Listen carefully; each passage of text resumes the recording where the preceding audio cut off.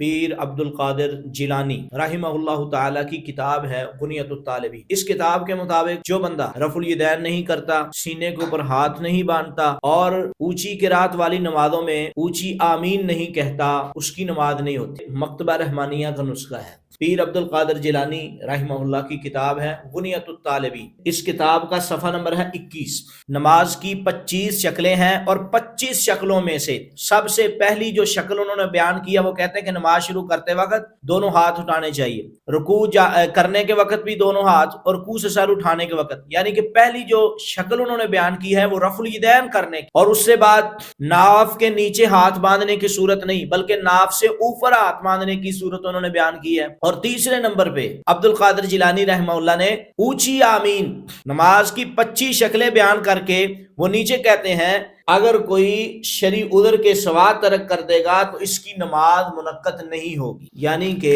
جو رفع الیدین نہیں کرتا، سینے پہ ہاتھ نہیں باندھتا، اونچی قراتوں میں اونچی آمین نہیں کہتا، تو عبد القادر جیلانی رحمہ اللہ تعالی کے مطابق اس کی نماز نہیں ہوتی۔